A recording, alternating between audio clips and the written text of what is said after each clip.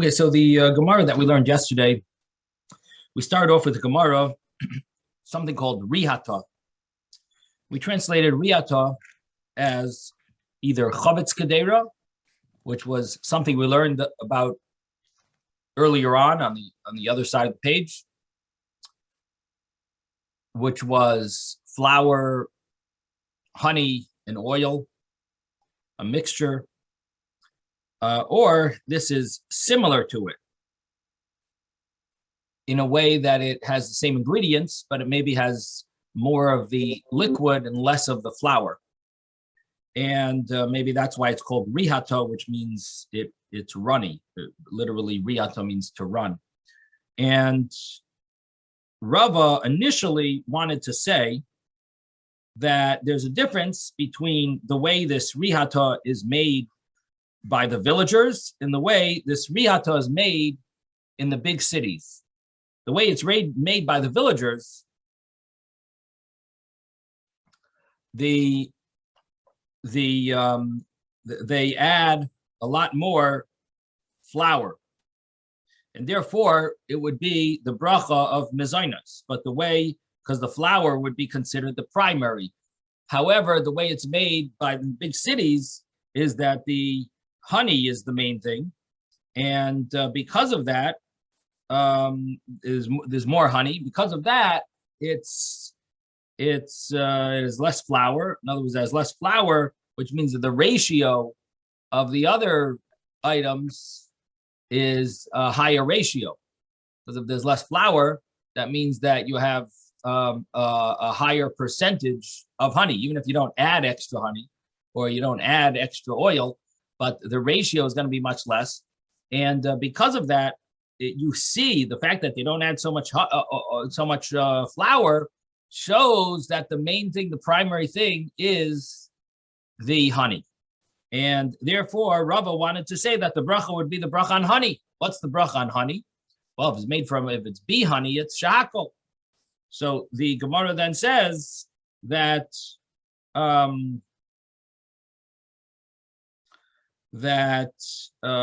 then changed his mind. And what did he change his mind? He changed his mind and said, no, wherever it is, it's going to be mezainos. Why is it going to be mezainos? So he said, the famous statement of Rav and Shmuel that we've repeated many times, that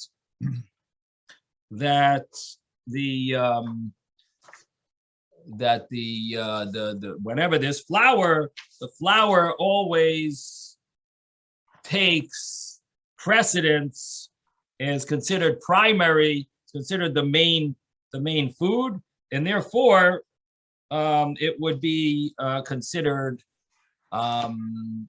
Therefore, the bracha would be mezainos. You recite a mezainos because anything that has in it from the 5 grains, the 5 grains are always called the ikar, the main food. So that was the first Gemara that we learned.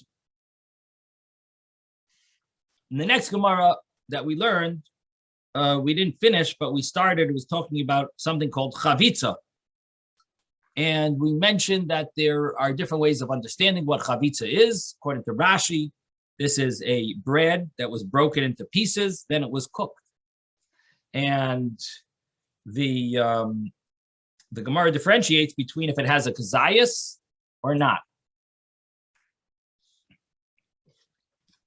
Rabbi. Yes. Can you just explain again, if we know what the 5 grains are, and we know that rice is not one of those 5 grains, why is rice a question of a mezonos? Well, because it has elements of sustaining nutrition. It's a staple food. It has maza. It could be considered mazon.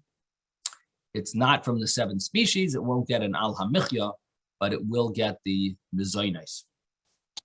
It'll never get a hamotzi. Well, depends who. There is a Rabbi Yochanan ben Nuri that wants to say that it could get a hamotzi. But you're right. We never give it a hamotzi. That's correct.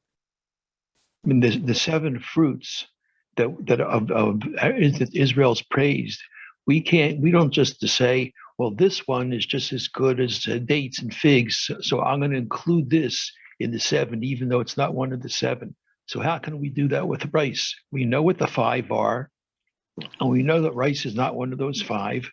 So regardless of whether it has characteristics of the 5, those are the 5. It's wheat, oat, rye, barley, spelt, and rice is not one of those 5. So how Right. can we say, well, it should be Mazonas because it has characteristics like, but it's not one of the. You can't say that with the fruit. We know what the 7 fruits are. You can't just add a fruit because it has similar characteristics to the other 7. I get it, David. You think that I'm not as religious as I should be. You're No, saying no, no, we're, no. we're slacking off a little. We're I'm just changing the wondering how. rules. I'm just I wondering get how you. the I get rabbi. you. You're getting nervous. I'm just wondering how the rabbis came to such a conclusion. That's No, my he's question. saying how can anyone I know. add I a understand. bracha? But the point is the Sheva Minim. There's no special bracha for the Sheva Minim. The Sheva Minim is just a matter of preference and other halachas regarding those 7 fruits because those are listed. But they're But al ha'etz. You in make an terms al of the ha'etz brachas beforehand, there's no listing anywhere for anybody that these are fruits or these are this.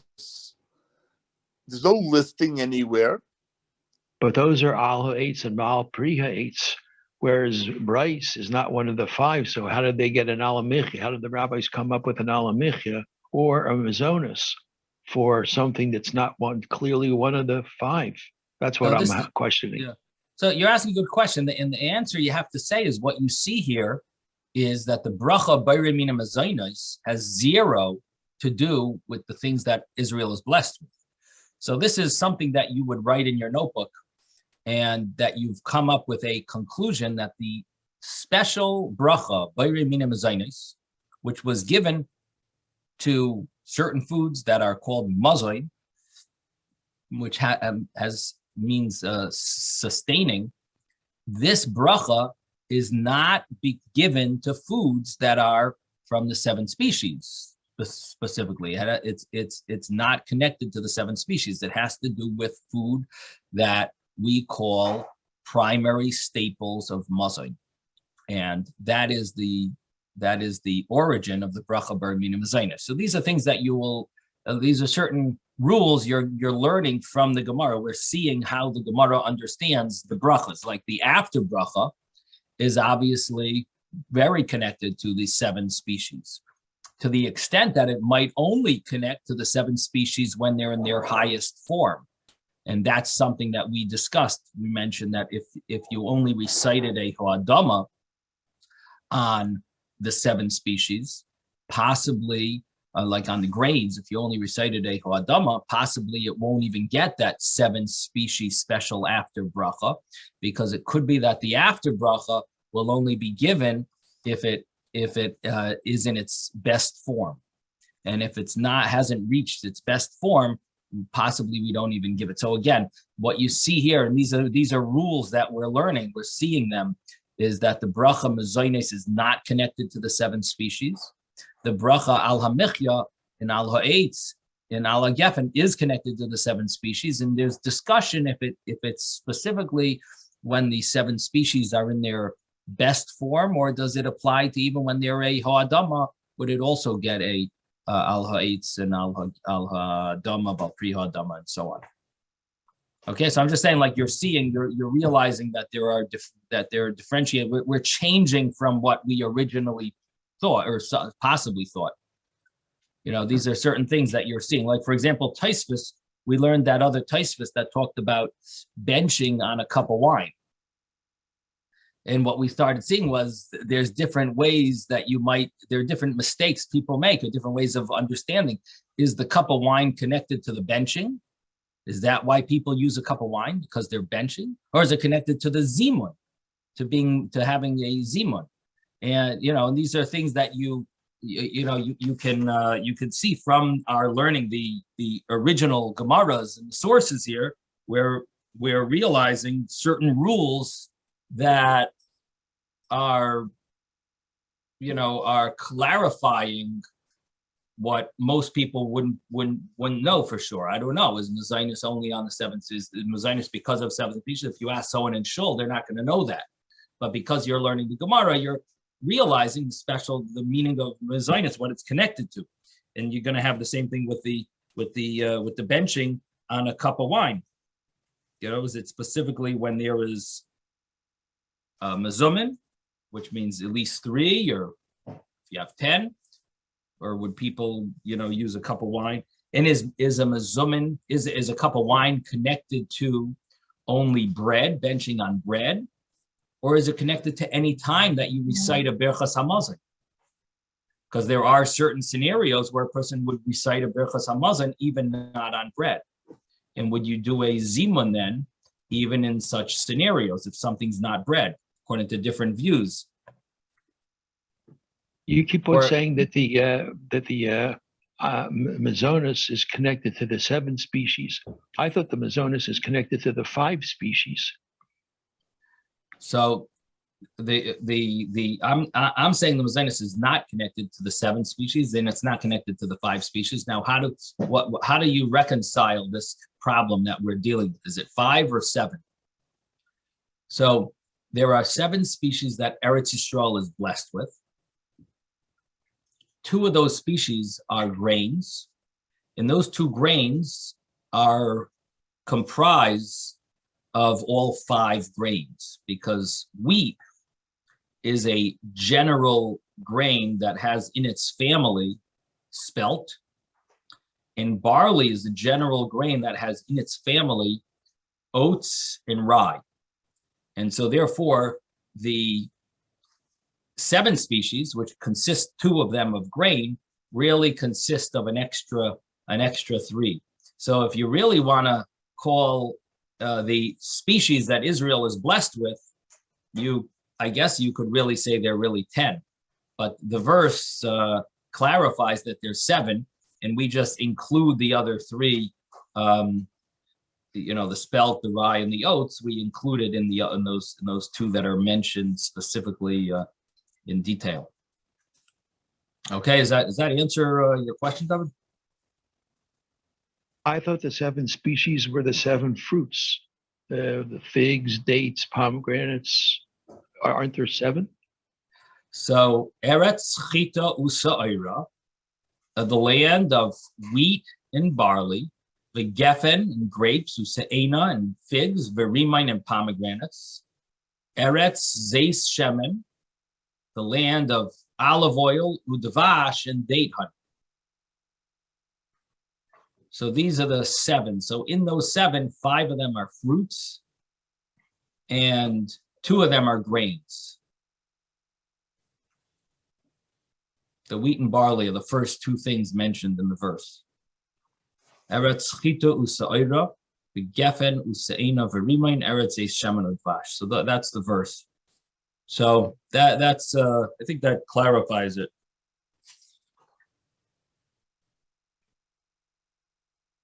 Okay. Sounds good? Okay. Just one more on that. Rabbi, so things that are satisfying or sustaining, I guess is the word, sustaining, that are mazon, could be rice, could be corn, could be something that is the basis of a meal for some culture or some groups, right? So yeah, I see you're asking a very good question, and that is, what would happen if people stop eating all these grains? Because doctors are going to claim that all the gluten causes all the sicknesses. And even rice, we've used already. We've used it too much, and so therefore we shouldn't eat rice anymore. So soon the doctors are going to tell us that we need to now start eating only quinoa. And so the whole world is going to start eating quinoa. And if that happens, will we then say mezonos on quinoa? This is a very good question, Simone, and I believe this is what you're leading up to. What will happen then when all the doctors realize that all the problems in the world are all because of what we eat, and we should all eat quinoa? It's going to be and they're going to say that quinoa really has all the health benefits of everything else and has none of the problems. and it's even good for diabetes, and it's good for this. So they're going to tell us to all eat quinoa, and that's what we should have as our staple food. So would we then, if we made bread out of quinoa, would we recite hamaitzi? And would we do the grace after meal? Would we then do mezainis on quinoa cookies? Of course, without sugar, but there would be quinoa with some type of barley malt or something. I don't know, whatever. We'd somehow have some type of agave sweetener or something. But they would come out with some type of cookies for quinoa cookies. And the question would be, would we recite a mezainis on those? Because they're going to be our source of sustenance and the main source of sustenance. What do you think, Ben? I'm thinking, does quinoa grow in Israel? Isn't that the whole thing with the 5 grains? I'm sure if you give it to the Israelis, they'll figure out how to grow it, whether it's, Yes, they will grow north, it now, south. but it's not natural to Israel. The 5 We're saying it grains, doesn't the matter. reason the 5 grains are different is because they grow in Israel. Uh-huh. They were growing in Israel, isn't it? Yeah, but you said that that's not the issue, that whether it's the 5 grains, the seven species are growing in Israel. The separate issue is it sustenance? Is it sustaining, right?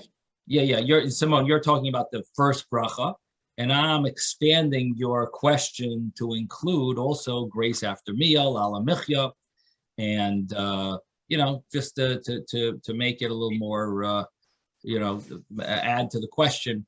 And on that, Ben is saying you definitely would not recite al hamichya at the end. But the question would be, I mean, if this is what people base their meals on, I mean, it could be that the grace after meal is there's reason to say that maybe it's not connected specifically to the 7 species, and therefore you could say maybe grace after meal. Would that work? Again, if everything changes. Yeah, But that will be only rabbinic, because the original verse you mentioned is not rabbinic, it's from the Torah. Right. But the thing is, in the Torah, it says ve'achalta v'savato ve'rachta, and the rabbis understood it to mean the primary food that people eat to which was wheat bread. But now this is the primary food that everyone eats. So that maybe that would change maybe the application would change. Again, the verse is not changing. You're right, but it could be that the application would we say that something changes? How do we apply those laws to today's day and age when doctors come out with new stuff? How are we going to apply it? And this is a very good question. It's not something that I really should even be discussing. It's something that the big rabbis of the generation, what? Not paskin. Right. It's really something that the big rabbis of the generation would deal with. But the simple understanding would be that there is there are rules that they established when they made the brachas, and from those rules, these things, there are certain things that aren't going to change, even if people start doing things differently. There are certain things that aren't going to change, and there are things that will change with regard to the brachas. But certain things they've established. So, for example, they understood that the bracha on on quinoa is never going to have it doesn't they understood that the bracha on all vegetables is not, even if people start eating it as bread, they said that this is the accepted meaning of the Torah, is that it refers to this type of, refers to a normal bread, even though if people in the 21st century change their mind and decide that there's a different thing that's really more sustaining. But the rabbis understood the Torah to mean a certain way, and that was the way they established it, and that's going to take on, that is what's called bread, and that's what's called mazain as well. The rabbis who understood, they understood that rice would be called mazain. Now, there are things that will change. For example, if people plant things for different purposes than they used to plant it for. So certain things depend on why they're planted, like we saw in the Gemara. So it depends what people are planting. If people are planting things for certain reasons, and then they start planting them for different reasons, different purpose, different benefits from the tree. So certain things will change. There are certain things that would change, but there are the ways that the established understanding of certain things aren't. So corn, the rabbis did not, they knew what corn was, and they did not accept it as a form of sustaining, sustenance, and but they did consider rice to be sustenance, and they gave it the bracha bari minim zaynais. Now there is discussion. I will tell you, there is discussion based on an earlier Gemara that we learned that a person, the Gemara we learned talked about a person who made a vow from anything that's zon. And the Gemara said that includes everything but salt and water. So everything gives some type of sustenance. So there is a discussion in the halachic, in the Shulchan Aruch, and the commentaries of the Shulchan Aruch. What happens if a person mistakenly did recite a bracha bari minim zaynais on quinoa, or on on corn, or on something else that's definitely not mezainis, but it does have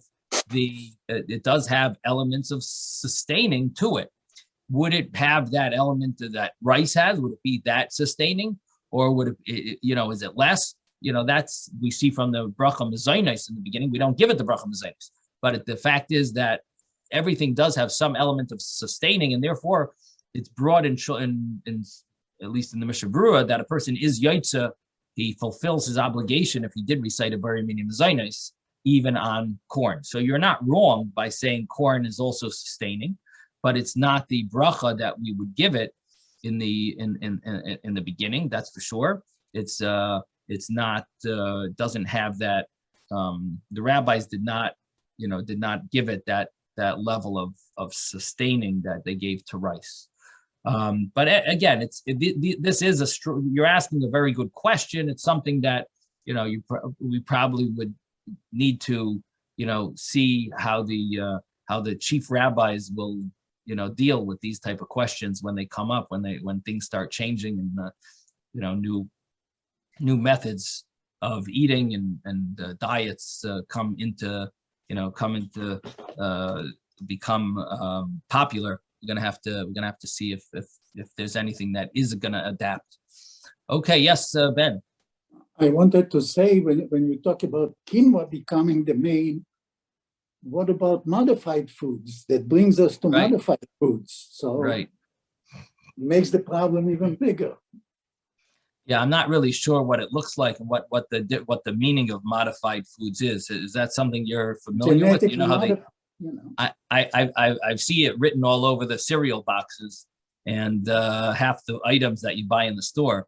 But what exactly is it? Is it growing from the earth? I mean, what are they doing? Are they in a lab? It's changes that you make to the food. Right. Anyway, it's something that these are questions. Will it still have the bracha or adama? Will it still be or ha'etz, or how are they creating it? So in any event, it's a good question, Simone. So hopefully we'll see other little hints to it throughout our study, and maybe we'll get some clarity. Rabbi, yes. One more question along the same lines. If the other rabbis are so clear, like if you don't have any other foods to say blessings on, you just have the rice. So it seems like outside of Lubavitch, everybody says, oh, you can make a mazonos. And the Alter Rebbe, if you don't have any other foods, he says shahakol. And my question is, I hold by the Alter Rebbe. How is he coming up with that when all the other rabbis are saying mazonos? He must have a very strong reason for feeling that it's not mazonos, it's a shahakol at the outset. If you don't have any other foods to do, you don't have any bread to wash, you don't have any other species. Right. So we mentioned that Rashi and Tosfos, right on our Gemara, argue. Now, the common accepted view is like Tosfos, but Rashi, together with some other sources as well, there are other Rishonim as well. They feel it's the opposite. And the Alter Rebbe wants to be extra stringent to follow those other views, even though many of the other rabbis argue and want to follow Tosfos. But the Alter Rebbe says, no, we should be strict and careful to say the bracha properly. And he wants to be machmer according to Rashi as well. And therefore, the bracha would be shahakol. So the other rabbis, why did they choose Tosfos over Rashi? That's a good question. Why did they decide that that's the correct, that they're going to be satisfied with only following the view of Tosfos? It could have to do with the fact that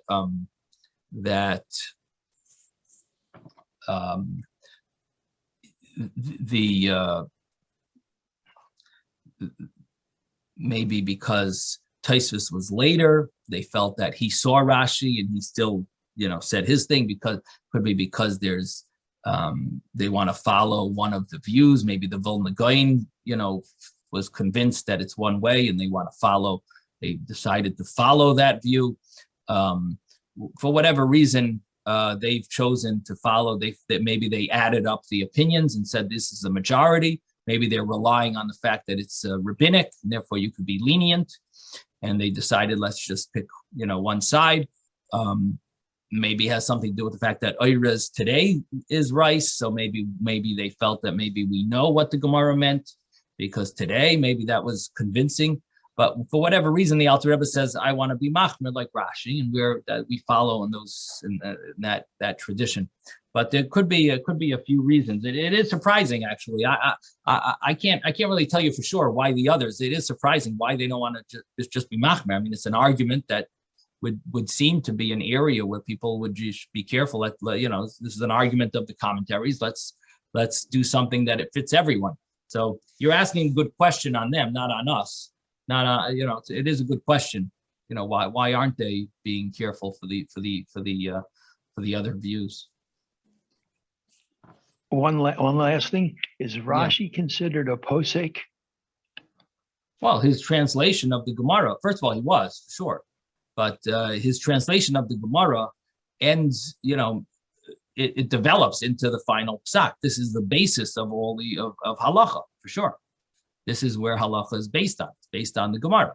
So if you learn it according to Rashi, you end up with a certain halacha that this is the final verdict of what the law is. So for sure. I get it.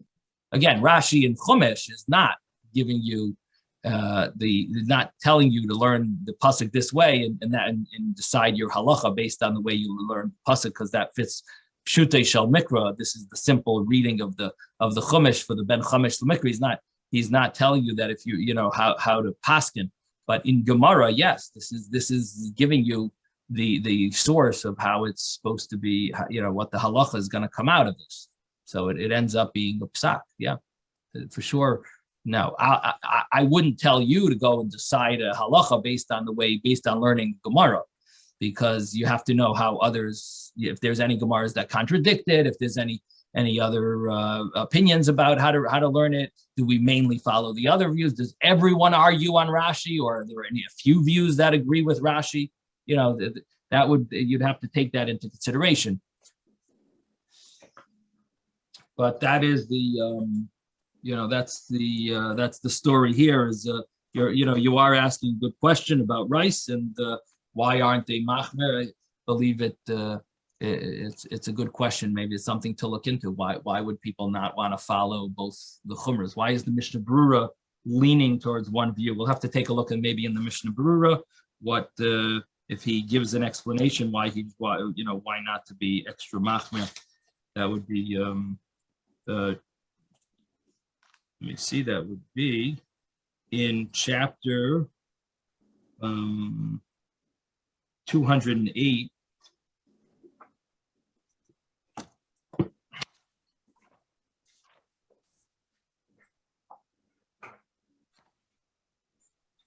So he says over here that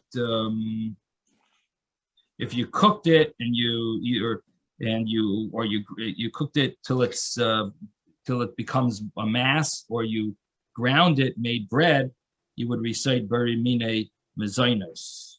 Now,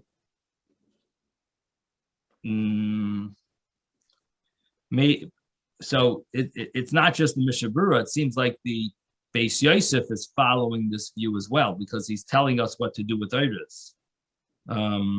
Just 1 second. So he's not telling us that we don't know what it is. He seems to be paskening that way. So if you look in the bottom, Mishnah Berurah says Oirez is rice, Deichen is hers, and some explain the opposite. And therefore, some are machmir not to eat it. So he says you should be machmir, only to eat it in a meal. He brings the lechem chamudais. He brings, let's see how many views. Lechem chamudais, Berkei Yosef, Mate Yehuda, and the Vilna Gaon. So it seems like he's following the majority of the views. He's following a very, a large majority. So we seem to be following all the views, not just the majority. That seems to be why maybe we're being machmir. But I guess if you see from the fact that the Beis Yosef, who's the source, the Shulchan Aruch itself, doesn't tell us, we don't know what Oirez is, he seems to be following the common translation of Oirez. He's just telling you what the bracha on Oirez is, So he's not telling you that I don't know what Oirez is. He's telling you this is what you should recite on Oirez. So he's obviously learning that same way.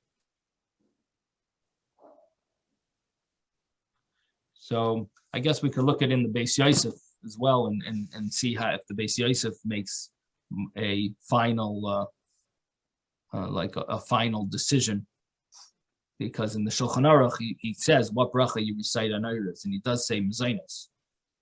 So it seems like the Mishnah Berurah is following that. Okay, so let's get back to where we were. We spoke about chavitza, and we mentioned that it depends if it has a kazayas. Chavitza, again, we said Rashi's translation of chavitza is bread that is broken into pieces and then it is cooked. That's what chavitza is. And we said that it depends. Rabbi Yosef said it depends if these pieces that is broken into, are they the size of an olive or are they smaller than the size of an olive? If they're the size of an olive, then it's hamoitzi lachem and aretz. If they're smaller than the size of an olive, then you would recite then you would recite a bari mina mezainis. Again, the same thing would be the after bracha. If they're above the size of an olive, they're an olive or bigger, then you would recite grace after meal. 3 brachas. If they are smaller than the size of an olive, then you would recite a al hamechya. Now, Rabbi Yosef wants to bring a proof. What is his proof? He brings a proof from the menachos, the laws of bringing a meal offering. The meal offering we mentions that the person who brought it, if he didn't bring it for a while, say a shechianu bracha, and then he would recite the hamoitzi. If he wants to eat it, he recites the hamoitzi, and the kohen would recite a hamoitzi and eat the leftover of the carbon mincha. And the Gemara explains that it says there in that Mishnah that you have to break it into pieces of a kazayas. So you see that if you break it into pieces of a kazayas of an olive size, the bracha is hamaitzi. So it seems like he's got some type of a proof that olive size pieces of bread stay hamaitzi. And again, we discussed that it's not so simple how to learn the Gemara. Tosfos is not so happy with how Rashi learns the Gemara here, because the way Rashi's learning it is you have these pieces of bread that are larger than the size of an olive, and then afterwards you put it into water and you cook it. Now, if you're putting it in water and cooking it, how is that similar to a mincha? Carbon mincha is not really cooked in water. And some of them are baked, some of them are fried, but it's not cooked in water after after they're made into bread. And so Taisva says, chavitza might have one law, and a korban mincha might have a different law. Korban mincha is a different. Taisva also is bothered with the fact that that later on it doesn't really fit to say that we're dealing with an actual. We'll see later that he talks about the actual eating from all these pieces. You can't say that it's talking about a korban mincha when it talks about eating pieces that are smaller than a kazayas. So we'll get to that in a minute. That Taisus doesn't like that explanation either. But in the meantime, Taisus wants to say that it must be that we're dealing with pieces of bread that you might be attaching to other, you're putting them together, but they're not being cooked. Taisus doesn't like the fact that it's cooked afterwards, so therefore he's learning that you're putting some type of a liquid in between these pieces of bread, maybe milk, or maybe some type of a soup.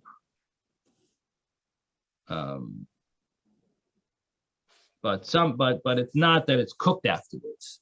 The different ways of learning Rashi. One way of learning Rashi is that it's even Taisus himself says maybe you could answer Rashi that because some of the minchas are fried, that's like cooking. Because frying and cooking could be considered the same category. So if you say hamaitzi on a fried mincha, it could be the same as cooking bread in water. It could possibly be the same law. So Taisus is trying to answer up Rashi and give that option as a possible explanation. But Taisvis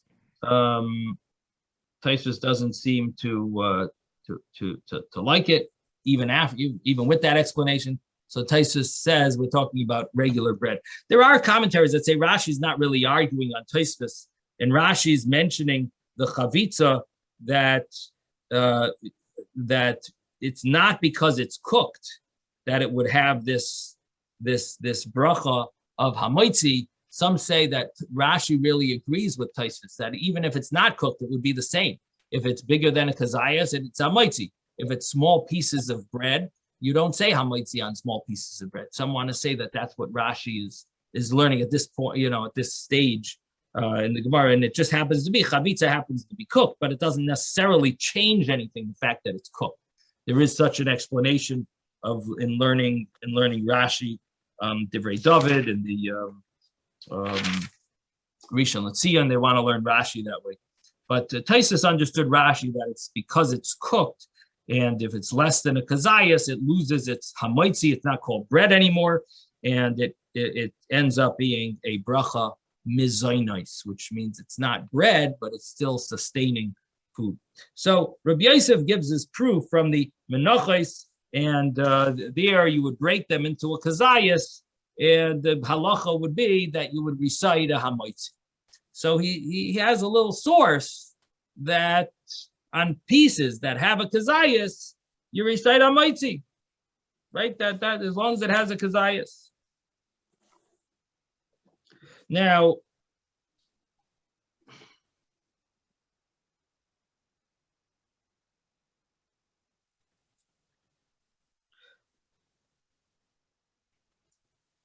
the Gemara then asks a question. We got stuck. We had to stop yesterday because our time ran out. But we're going to let's start over here. Amar le Abaye. Amar le Abaye is maybe about 20 lines up from the bottom of the page. Aleph Lamed stands for Amar le. Amar le Abaye. We're on page 37b. 37b, Amar le Abaye Elameyata. You want to say that the korban mincha, you recite a hamaitzi because it's a kazayas, and you're implying that if it was less than a kazayas, if the pieces are not the size of an olive, that you broke the custom with the law, the korban mincha, the meal offering was that you had to break it into pieces. And then they would take a handful, a 3-fingerful, and put it on the altar to burn, called a kamitza. And so those everything was broken into pieces the size of a kazayas. So you want to tell me only because they're in a size of a kazayas of an olive, that's why you would recite a hamoitzi. So Abaye asks, if so, elameyato, from there, what are you going to do? According to the other view, you just said it has to be a kazayas to be a hamoitzi. What about the other view that says Latana Dvei Rabbi Yishmael, according to the base medrash of to the teaching to the person who read the brisa in the base medrash of Rabbi Yishmael, the Amar that he said, that means that there was another view. This is not the only view that you break it into pieces that are a kazayas. There was a base medrash of Rabbi Yishmael that the Tana there, he learned a brisa, he taught a teaching in the base medrash of Rabbi Yishmael. They taught a teaching over there that you're supposed to break it into very small pieces. You break it into pieces until you make it into soilas. Soilas means fine flour that you have to like really break the meal offering and crumble it till it's back to fine fine flour. And are you going to say over there also that you don't recite a hamaitzi because it's not the size of a kazayas? Hachanami, will you say also the same law? That you don't recite a bracha hamaitzi because it's less than that size. And if you're going to say that's right, it's less than the size of an olive, do not recite a hamaitzi. We learned in a brisa differently. Look at me kulon kazayas. If he gathered from all of these pieces and he put together a lot of small pieces, and all together they made up the size of an olive. Via cholon, and he ate it im chametzu, if it was chametz, and he ate it on Pesach, onish kares, considered kares. If it's matzav and matzahu, and it's Pesach night, Adam Yotze B'Yedei Chavasi B'Pesach, you will fulfill your obligation of eating matzah on Pesach. So we've got here a clear source that this must be called lechem, because on Pesach, to fulfill the mitzvah of Pesach, has to be lechem oini. Got to be poor man's bread. That's what the mitzvah of matzah is. So if we're going to call this bread, this is a practical question. There's some people who can't chew. What do they do for matzah on Pesach? Would you be allowed to grind a matzah before Pesach grind it in a food processor and put it in a cup, and then on Pesach night for the Seder, everyone else is eating the nice big matzah, and you want to fulfill the mitzvah of matzah. So what do? You have your cup with like it looks like flour in it. It's like matzah meal, and you're eating matzah shmura. What? Krishkis. Matzah krishkis. Krishkis? Is that what it's called? Krishkis. K-R-I, krishkis, little crumbs. I'm not familiar. Is that a Yiddish word, krishkis? Yeah. I'm not familiar with that word. I don't know. Your mother told you never to worry about the krishkis on the table. Don't make so many krishkis on the table. Pesach is coming. My father used to yell with the svarim. Krishkis, you can't let it fall in the books. All right. So okay. What country is that? What country were they from? Sorry, my father was Galiciana. Okay. Galicia. My mother was also from Krakow. They're both Polish. Yeah, I don't know. I guess that's the word for crumbs. I guess that's the only word in Yiddish for crumbs. I'm not familiar with I guess I don't know what word crumbs are in Yiddish. Krishkas. Okay. So right. So could you do that for Pesach?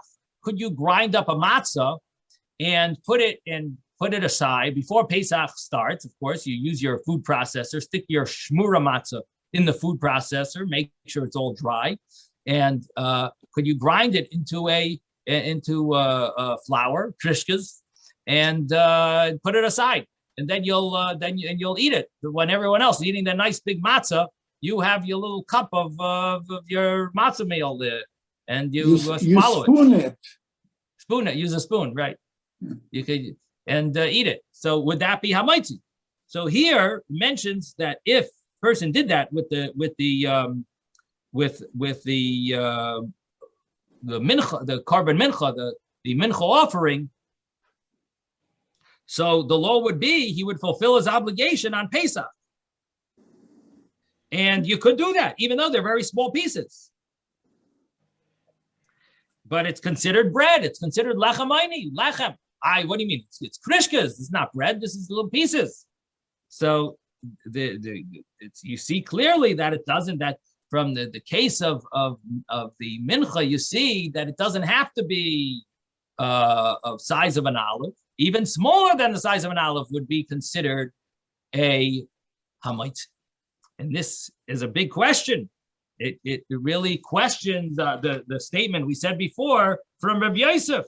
Rabbi Yosef says chavitza needs to be the size of an olive in order to be hamaitzi. And here we see that the Tanat Rabbi Shmuel, he learned that even small little pieces, krishkas, would be considered hamaitzi. So the Gemara answers, Hacha b'mayos inon, what are we talking about here? Here, what are we talking about? Where it says that it needs to be a kazayas, an olive, to make hamaitzi. We're talking about here where it says that if you put them together, you could recite a hamaitzi. What are we talking about? We're talking about the she'ir son. You made a dough back out of it, and you cooked it again, and it comes out that you have the size of an olive. So we want to answer this question by explaining that it's not a problem. We didn't have all the details in this law that you would recite hamaitzi on these crumbs. Rather, we thought that it meant the crumbs are hamaitzi. Really, we're talking about a case where you made from those crumbs like typical matzah meal. Then you made another little matzah. You made a matzah out of the matzah meal. That's how you could recite a hamaitzi on. You gathered them all together, the matzah meal, and you then baked them together. And you made you made a little matzah out of it. Then you would recite a hamaitzi. That's what we're talking about. But the Gemara says that can't be. That's not a good shot. If so, look at what it says at the end. Say the end. V'hu she'ochlon b'chdei achilas pras. And that applies that he would get the mitzvah of matzah, or he would transgress the prohibition of chametz if he ate it within that minimal amount of time that it takes to eat a half a loaf. That's today achilas pras, the amount of time that it would take to eat a half a loaf. And that is a certain measurement of time. And we've mentioned that there are different views how long that is, anywhere between like 2 minutes and 9 minutes. There are a number of views. And we've spoken about this regarding the granola bars. If you eat less than that amount of time, then you don't have an issue of the after bracha on the granola bars because you didn't eat it within the proper amount of time. But now we're learning that that proper amount of time also applies to the mitzvah of eating matzah, that you have to finish eating a kazayas, an olive size of matzah, within a short amount of time. Otherwise, it's not considered that you ate the right amount of matzah for Pesach night. You have to eat a kazayas. What do you mean? I ate a kazayas. I ate it over a half hour. What's wrong? The answer is no, it's not good enough. That's not called eating a kazayas. You nibbled. You nibbled a little here, you nibbled a little there, you nibbled a little later. That's not called eating the matzah. You didn't have a full memory of how, when they left Egypt. When they left Egypt, they ate matzah. And the mitzvah is to eat matzah. You have to fulfill the mitzvah of eating matzah. This is not called eating. It's called nibbling. You have to eat it in a certain amount of time to be called eating. And so the Gemara here says, the fact that it uses that term, that he must eat them,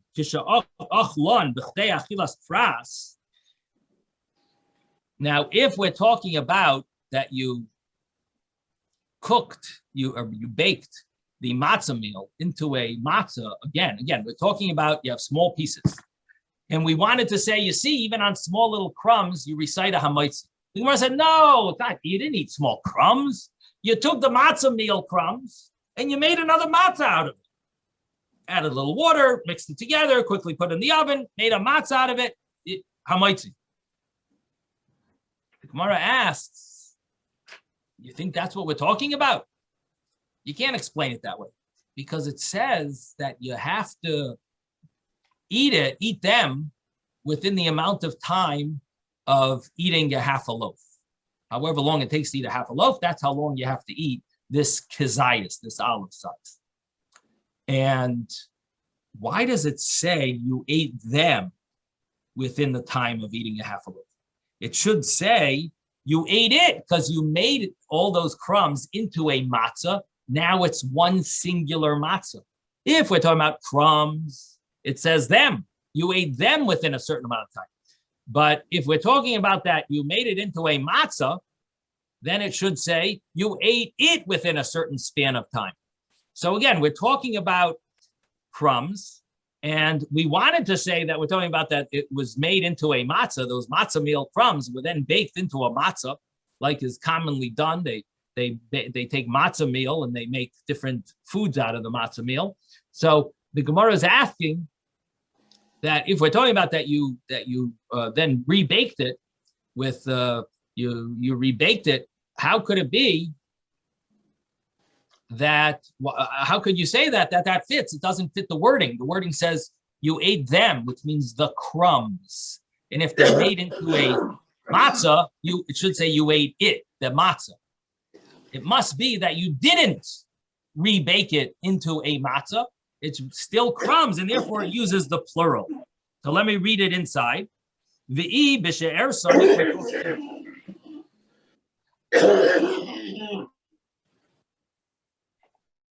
So the wording goes like this. V'i b'she'er sonit. If we're talking about that, you made them into a dough and then baked it. So you took the matzah meal crumbs and you baked it. And you baked it into a matzah. Hi sha'achlan sha'achloi mi boile. This that it says you ate them in a plural, it should say you ate it in a singular. If it's talking about that you made it into a matzah, singular matzah, should say you ate it. Why does it say you ate them? It must be that you didn't make it into a matzah. So the Gemara answers, you know what? You're right. Let's take that back. Really, we're not talking about that you took the matzah crumbs, the matzah meal, and made it into a dough. No, we're not talking about that. Why over here are we going to say that you recite a hamoitzi? On here, with what are we talking about? Biva milechem gadol, that the crumbs were not fully broken into crumbs. You didn't make everything into crumbs. There is still the main matzah that's still around. There's still bread around. There's still a large piece, and you took some of it and made it into crumbs. If everything was broken, then you would not recite a hamoitzi. And according to that, what that would mean is that by chavitza, where you took bread, you broke it into pieces, you cooked it, If there are pieces that are larger than a kazayas, would seem to be hamaitzi. If there are pieces that are smaller than a kazayas, would seem to be mezainis. We tried to prove it from a brisa. From a brisa that spoke about the karban mincha, and we showed over there that there seems to be a source that if it's the size of an olive, it's hamaitzi. We did have questions over there from another another view that said that it's hamaitzi even if it's broken into pieces. But we said no. If it's broken into small pieces, even under a kazayas, only if the main matzah is still around and you just broke some of it, that's when it would still be a hamaitzi. But normally, when you break everything, it's going to be a mezainis. So the Gemara now says, so my havi Allah. So what is the din with chavitza? Is this okay then? If it's bigger pieces than a kazayas, than an olive, it's hamaitzi, and if it's smaller pieces than an olive, it's mezainis. Is that the final rule? What's the final rule? In other words, it seems to be a little unclear from that source. We tried to bring a source. Rabbi Yosef thought he had a good proof, and it ended up that it's not so clear. Abai asked some strong questions. He asked a question about the breaking into smaller pieces. Not necessarily would that lose its hamaitzi bracha. So what's the din with chavitza? The Gemara says, "My havi Allah." What's the final conclusion on this matter? Amar Rav Sheshes. Rav Sheshes says, "Hi chavitza, this chavitza, afal gav the lespe perurim tezayas, even though it doesn't have a kazayas the size of an olive, mevarach alav hamaitzi lechem in haaretz." You would recite the bracha hamaitzi, different than we originally said, Rav Yosef said. You would recite the hamaitzi lechem min haaretz.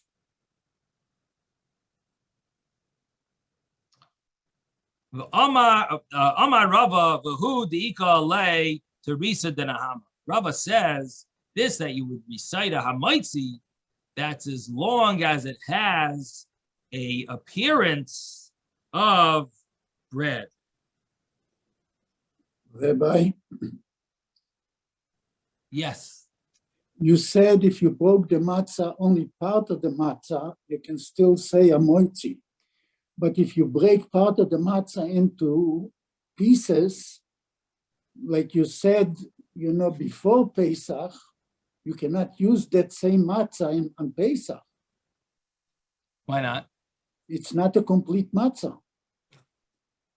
But as long as it's there, you would have It a doesn't matzah. call, it's not going to be called 3 matzahs. It's going to be called 2.5 or 2.25. Right. So the thing is, first of all, this is not necessarily the final halacha. This was a Gemara trying to answer a contradiction. Right. And the Gemara was not satisfied even in the end. It pushed off this thought. But if according to the thought of the Gemara, if you want to discuss it in the thought process of the Gemara, this is not, again, it's not the final conclusion, but just in the thought of the Gemara, you could be, this is an option. Don't get me wrong, even in halacha as well. This is something that's possibly the way to do it for people who can't chew. This so is you can possibly, use a partial matzah. Well, they have no choice. There's a mitzvah, a biblical mitzvah to eat matzah on Pesach night. Yeah. And there's tradition to have 3 whole matzahs. So what are you going to do? Say, I can't do the custom, so I shouldn't do the biblical obligation? Put the cup under the cover. Right. But listen, you can still have 3 full matzahs, but I'm just saying, even if the point is that you have to understand your priorities. You got to make sure you got your priorities right. So the fact that you don't have, even if you won't have 3 full matzahs, but there's a mitzvah to eat shmura matzah, the size of an olive on Pesach night, biblical. This is a biblical obligation. So however you're able to fulfill it, even if you're not going to fulfill it perfectly, you would still get the mitzvah of eating matzah. And For example, the fact is that what do we often do? We give matzahs out to people who aren't going to have shmura matzah, right? I don't know if you know this, but half of those matzahs break. We give matzahs out to people when they are delivered, yeah. When we deliver them, right? Half of them break. You know that? Half of them break. They're not whole, and they're fulfilling the mitzvah, the biblical mitzvah of eating matzah. They do fulfill the mitzvah of eating matzah. They don't have three. A lot of them just get one matzah, but they fulfill the biblical obligation of eating matzah. The Scolia Rebbe sent me every year. He sent me a pound of his matzah. Before, Erev Pesach, he sent me a box to FedEx. Always matzah crumbs. Literally. So this was the first year. This year was the first year, actually. We got a box with almost all whole matzahs. I was amazed. Wow. But we used to add it to the other matzahs, used to make the bracha on the 3 matzahs, and then mix it in later for the Afrikaiman. We used to use the Rebbe's matzah. Right. Right. So in any event, to be continued, we'll have to, but this is the final conclusion of this Gemara, is that chavitza is hamoitzi as long as it has teresa de nahama, as long as it has the appearance of bread, and we'll discuss more about that, Mitz Hashem, tomorrow. Sei gesund, everyone. See you later. Thank you, Rabbi. Thank you, Rabbi.